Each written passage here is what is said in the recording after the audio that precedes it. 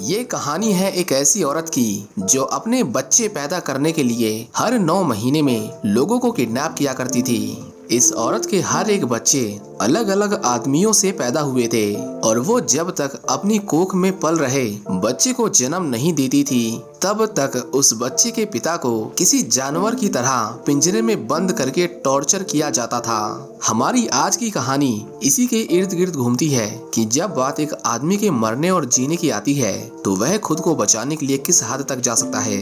कहानी की शुरुआत में हम विंडम स्टोन नाम के एक फोटोग्राफर को देखते हैं जो दूर एक बंजर रेगिस्तान में कुछ तस्वीरें खींचने आया था। वह अपना कैमरा निकालता है और कुछ ही देर में होने वाले सूर्य ग्रहण को रिकॉर्ड करने के लिए वह उसकी रिकॉर्डिंग चालू कर देता है। उसने सोलर एक्लिप्स की बहुत सुंदर वीडियो बनाई थी। यहाँ उसका बस इतना ही काम था और अब समय आ चुका था उसके वापस लौटने का। वह जब अपनी कार के पास जा रहा था तभी उसे रास्ते में एक बच्चा दिखाई देता है जो अपने माँ बाप से बिछड़ जाने की वजह से बहुत रो रहा था। विंडम उसकी तरफ मदद का हाथ बढ़ाता है और उससे पूछता है कि तुम्हारे पेरेंट्स किस ओर गए हैं। वो कुछ दूर तक उसके साथ साथ चलता रहता है लेकिन उसे वहाँ कोई नहीं दिखाई देता।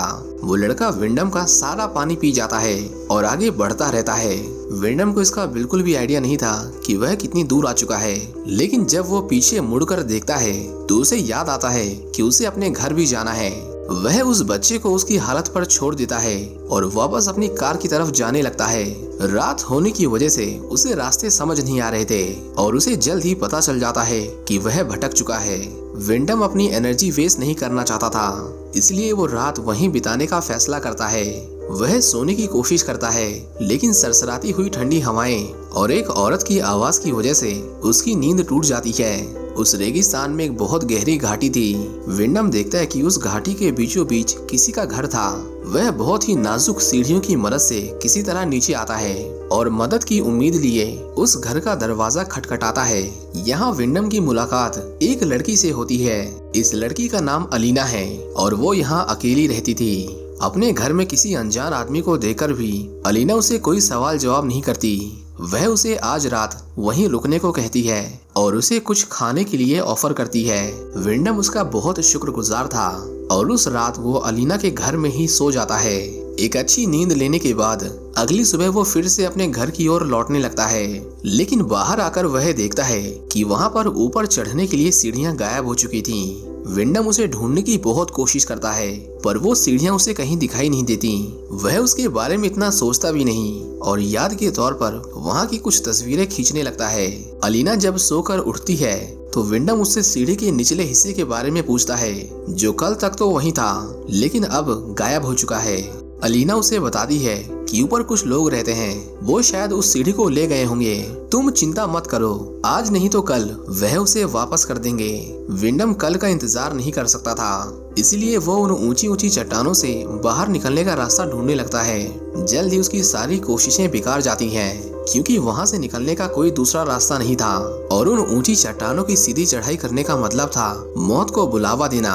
अलीना के कहने पर विंडम एक दिन और इंतजार करने को राजी था। उस रात को सोते वक्त विंडम को बाहर से कुछ आवाजें आती हैं। वो खुद बाहर जाकर निगरानी करता है लेकिन वहाँ संदेह करने जैसा कुछ नहीं था, जिसके बाद वो वापस लौट आता है। वो ऊपर से मदद की उम्मीद में काफी देर तक बैठा रहता है लेकिन उसके सब्र का बांध धीरे धीरे टूट रहा था। जिसके बाद विंडम एक हथौड़ा उठाकर उन चट्टानों की चढ़ाई करने की कोशिश करता है। उसने जितना सोचा था ये काम उससे कई गुना मुश्किल और जानलेवा था। थोड़ी ऊपर जाते ही विंडम का हाथ फिसल जाता है और वो सीधा नीचे आ धमकता है। इतनी ऊंचाई से गिरने की वजह से उसे बहुत चोट आई थी, लेकिन जब वो अपना होश संभालता है तो वो देखता है कि उसकी चोट उसकी सोच से भी ज्यादा बड़ी थी। विंडम के पैर में वो हैमर घुस गया था जिसकी वजह से उसका बहुत खून बह जाता है। अलीना उसे निकालने की आड़ में विंडम को और चोट पहुंचा देती है और अब वो पहाड़ चढ़ना तो दूर की बात ठीक से चल भी नहीं सकता था। उस रात हम अलीना को देखते हैं जो अपने पीरियड ब्लड को अपनी उंगलियों से निकालकर उसी दीवार पर लगा रही थी और उसकी पूरी दीवार उसके पीरियड ब्लड से रंगी हुई थी। इसी तरह अगले दिन भी कोई सीढ़ियां लेकर नहीं आता और अब विंडम को बहुत गुस्सा आ रहा था। वो अलीना से कहता है कि तुमने मुझे यहाँ जानबूझकर फंसाया है, इसमें जरूर तुम्हारी कोई चाल है। अलीना उसकी हालत देखकर उसकी मदद करने की कोशिश करती है लेकिन विंडम को उसकी जरूरत नहीं थी, उसे बस अपने घर जाना था। कुछ ही देर में उसे ऊपर से कुछ बच्चों की आवाजें आती हैं। विंडम उनसे मदद की गुहार लगाता है और उन्हें पुलिस को फोन करने के लिए कहता है, जिस पर वो बच्चे उसे कहते हैं कि इसमें पुलिस को बुलाने की क्या जरूरत, हम तुम्हें बाहर निकाल लेंगे। वह कहता है कि मैं रस्सी लेने जा रहा हूँ, तुम थोड़ी देर इंतजार करो, हम तुम्हें ऊपर खींच लेंगे। विंडम रेगिस्तान की धूप में उनके वापस आने का इंतजार करता है, लेकिन कई घंटों तक वहाँ कोई नहीं आता। वो हिम्मत तोड़ने ही वाला था कि तभी वो बच्चे ऊपर से उसकी ओर रस्सी फेंकते हैं और उसे कहते हैं कि तुम खुद को इस रस्सी से बांध लो, बाकी सब हम कर लेंगे। इसके बाद विंडम को धीरे धीरे ऊपर खींचा जाता है और देखते ही देखते वो जमीन से बहुत ऊपर आ गया था। लेकिन बीच रास्ते में ही वो बच्चे फिर से गायब हो जाते हैं और विंडम रेगिस्तान की चिलचिलाती गर्मी में सूखता रहता है। पानी की कमी की वजह से वो बेहोश होने लगा था और तभी हम देखते हैं कि वो आवारा लड़के उसके ऊपर पेशाब करके उसकी इस हालत का मजाक उड़ाने लगते हैं। विंडम को जोर जोर से इधर उधर घुमाया जा रहा था और वो रस्सी टूटने के डर से घबराहट के मारे चिल्लाने लगता है। अलीना उन लड़कों को इसे तुरंत रोकने के लिए कहती है, लेकिन विंडम का सर चट्टान से टकरा जाता है, जिसकी वजह से उसे बहुत गहरी चोट आती है और वो बेहोश हो जाता है। उसका सिर दर्द के मारे फटने को हो रहा था, लेकिन फिर भी वो आधी रात को बाहर निकलने की कोशिश करता है। अलीना उसे कहती है कि इन लड़कों ने मुझे भी मारने की कोशिश की थी, इसलिए मैं भी आज तक यहाँ से निकल नहीं पाई। वो कहती है कि अब से तुम्हें भी यहीं रहना है, तुम यहाँ से बाहर नहीं जा सकते और कोशिश भी मत करना। विंडम पूरी रात बाहर ही पड़ा रहता है और हम देखते हैं कि वो आवारा लड़के ऊपर से उसके ऊपर थूक रहे थे।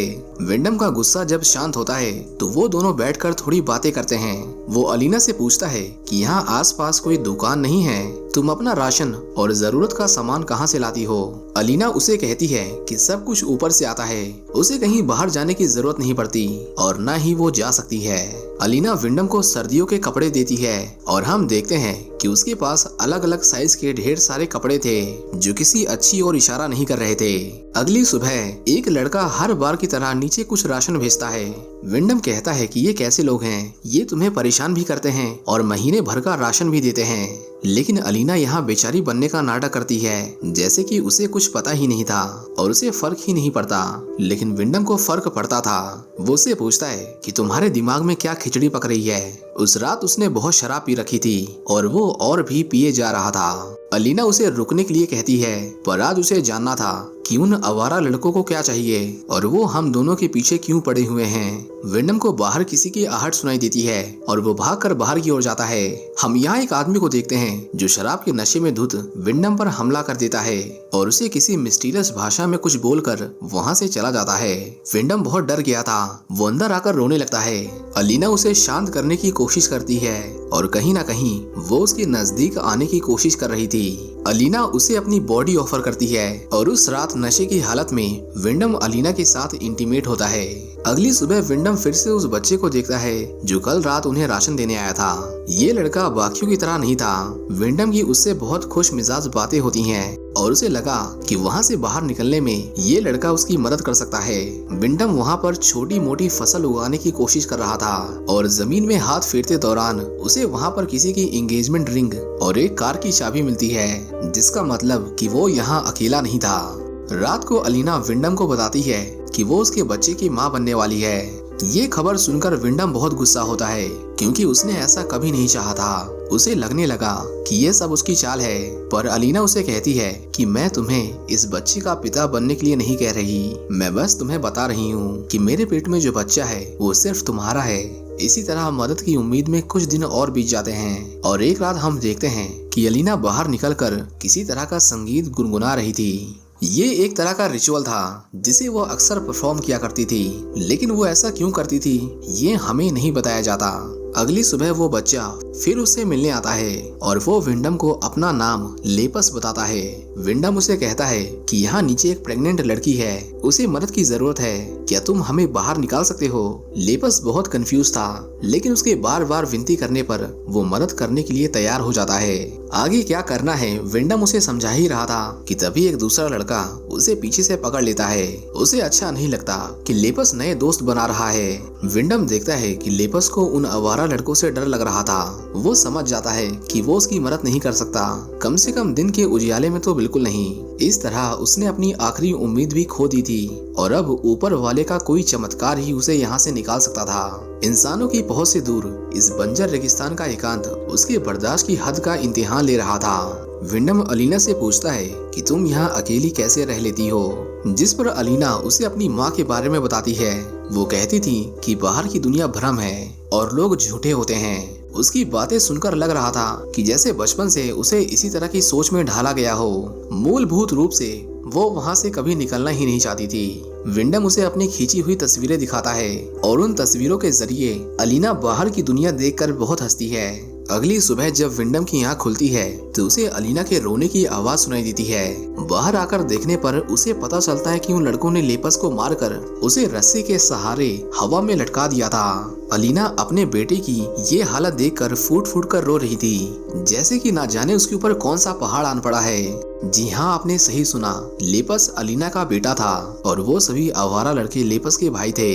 अलीना कहती है कि तुम्हारी वजह से उन्होंने मेरे बेटे की ये हालत की है। इससे पहले विंडम उनके बीच के जटिल रिश्ते को समझ पाता, अलीना उस पर एक लकड़ी के टुकड़े से हमला कर उसे बेहोश कर देती है।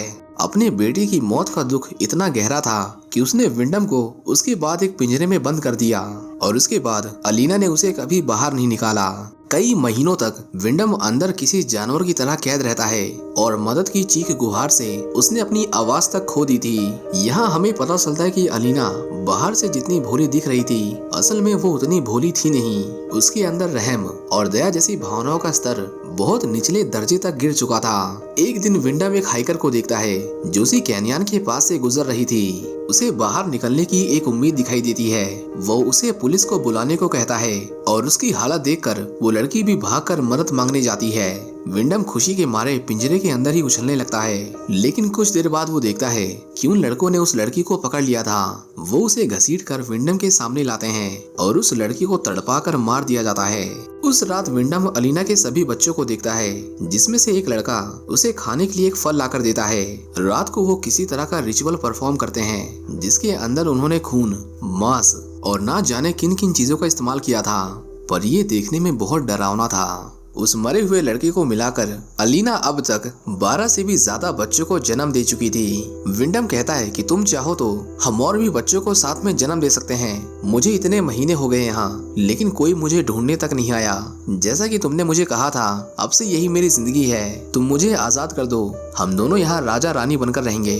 लेकिन अलीना एक मर्द से सिर्फ एक ही बच्चे को जन्म देती थी और उसके बाद उसके साथ क्या किया जाता होगा, ये ज्यादा सोचने वाली बात नहीं है। विंडम उसे कहता है कि मुझे छोड़ दो या फिर मुझे मार दो, जिस पर अलीना उसे जवाब देती है कि डरो मत, यहाँ कुछ भी वेस्ट नहीं जाता।